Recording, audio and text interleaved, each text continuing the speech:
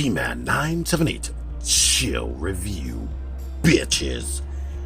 Thor, Marvel Legends 12-inch packaging. Reflective, holographic, all that nonsense right there. No bios, no nothing, just a toy. They want you to make up your own little stories for them. Blah, blah, blah.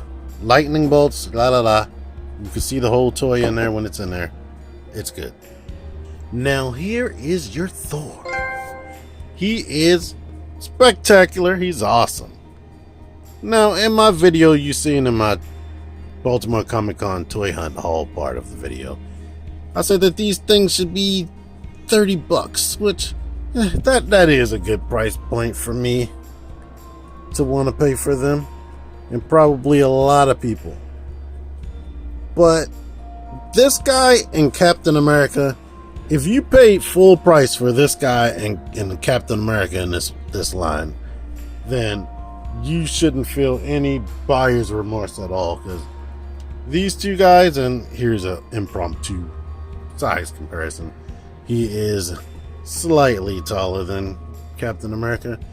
These two, out of all the ones available, they deserve to be the $50 price point, because they spared no expense when it comes to like detailing and sculpting and whatnot, and the textures and just techniques that you wish they would use in the $20 Legends, they absolutely use here, and I'll get into that after showing you his accessories. Here's Mjolnir right here, or however you pronounce that. You can hang it right here on this little belt clip or belt loop, but it is nicely sculpted and detailed and painted. This isn't really like painted down there, but it does have the silver right here, and this is like a little hand hold that he can have so that he can be flying away with Mjolnir. If you want, you could rotate it. That serves no purpose with this particular version of it, but he actually comes with another one. Now this one is like, I guess, charging up lightning or whatnot. So depending on how you want it, you can rotate that. Because if you want this lightning to be in the front and you want it in his hand with this belt clip this way, you could do that. But you can also, maybe he's swinging it down, you can turn it that way if that's better for your pictures and whatnot. But it is kind of transparent, as you might have been able to tell already. But it's nice. It fits in the hand nice and easy and snug, so you don't have to worry about him dropping it or anything.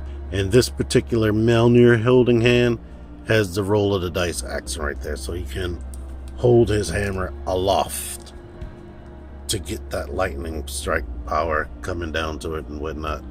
And if you want to pretend he's flying away with it, he can hold it like this, so that's cool as well. As far as new or different molding techniques that they don't do for the smaller ones, he comes with these two hands. The all the way fisted hand right there, well, actually I got this wrong. This is the all the way fisted hand, and this is the grippy hand.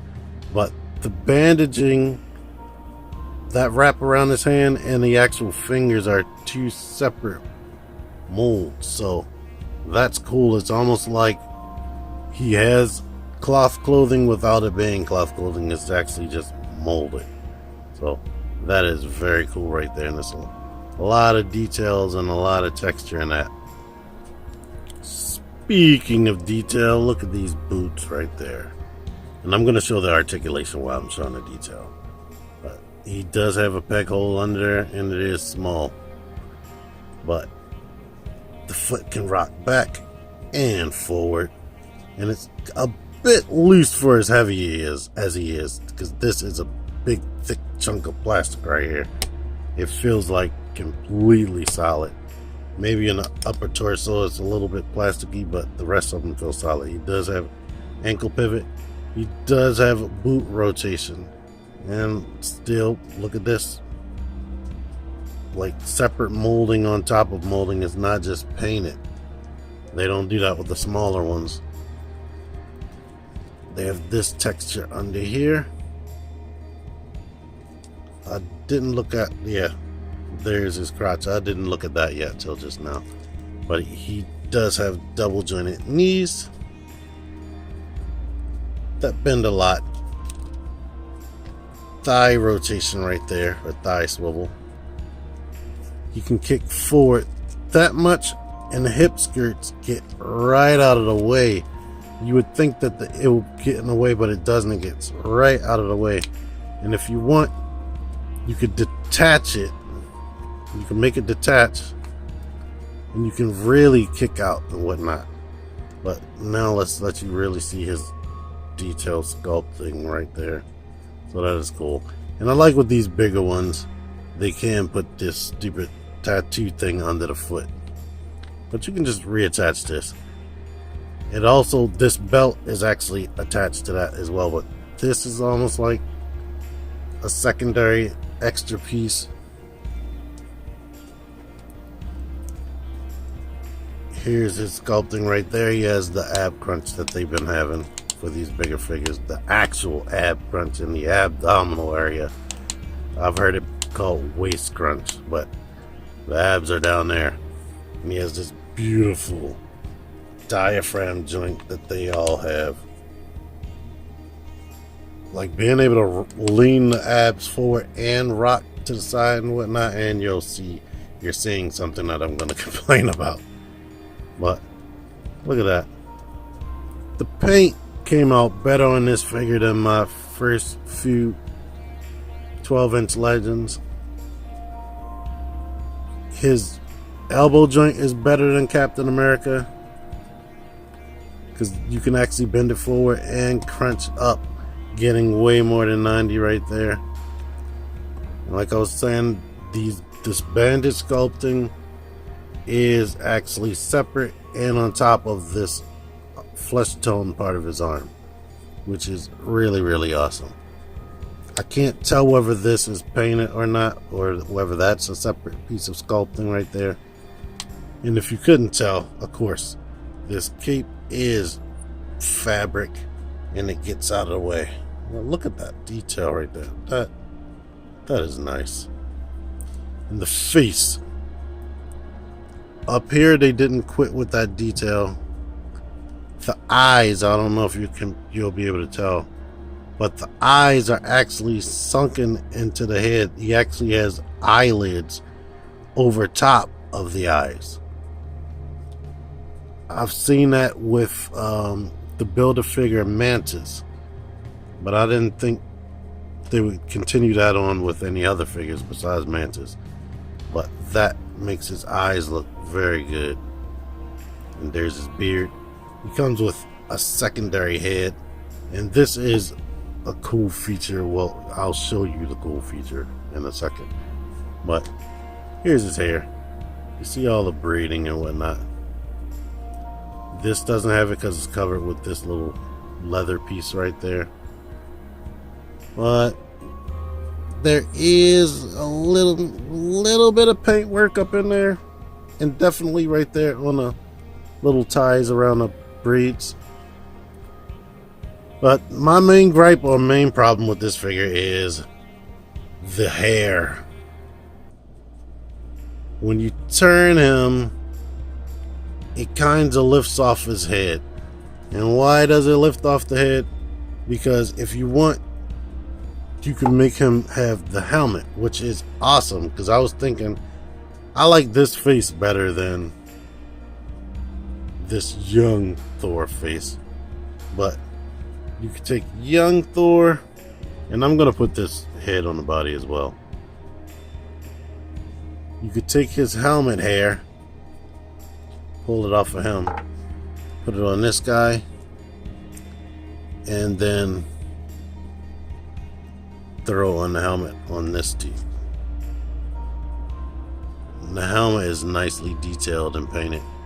You can see the rust and wear on it.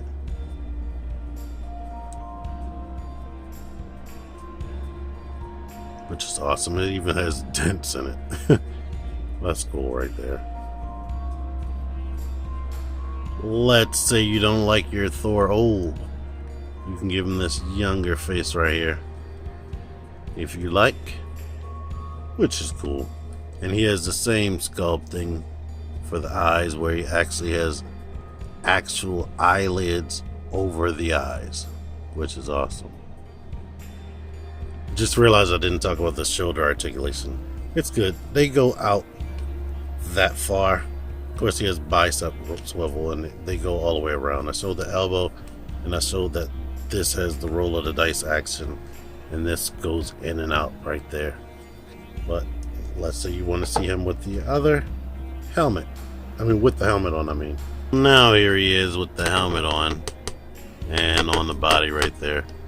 So there you go. This is a nice figure overall, to be honest. Let's say you don't want to use the helmet hair.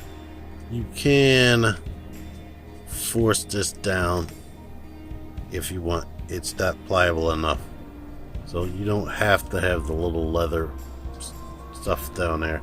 And the neck is on a disc hinge, so he can look down that much. He can look up a lot, actually. With this helmet on, you can't see the hair lifting off, which it is doing. But that's the real downside to this toy. If you want to make him look up, you will have to keep fighting with trying to keep the hair attached to his head, and that is really, really frustrating. So, the hair and the ankles being a little bit loose on my copy, I can imagine that's probably universal. They should have put some type of ratchet system in there. And here's all three of the main Avengers or whatever. I don't have Hulk. I do plan on getting him when I find him for cheap again and have the money on me.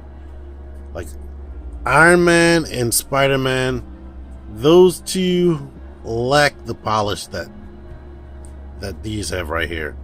Like that guy and Spider-Man should definitely be cheaper than these two right here. They should have two separate price points because he definitely lacks the polish that these two have. So, I complained about the ankles, but you can see he can hold a pose, so that's good. The only other thing, like I said, the hair. The hair is definitely a problem. But I prefer the older bearded face. Which is your favorite face? I'm going to put a card right here so that you can click on which one you prefer so I can know. Now, so far I know they have a Daredevil exclusive, and I hear that they're coming out with a regular one that's not exclusive. We're getting the yellow suit Wolverine, the Tiger Stripe Wolverine, and we're getting a cinematic universe Black Panther. They haven't announced any enemies yet or any villains. What villains would you want to be first? I think I'm going to go with Dr. Doom because he's pretty much universally evil and willing to fight the Avengers and whatnot. But who would you prefer? Let me know in the comments. Anyway, if you like this video, let me know by liking it. Let me know by telling me in the comments. Until next time, T-Man978, out of here. Click the videos. Click the fucking videos, baby. Click the videos. You should really click these videos. Click the videos.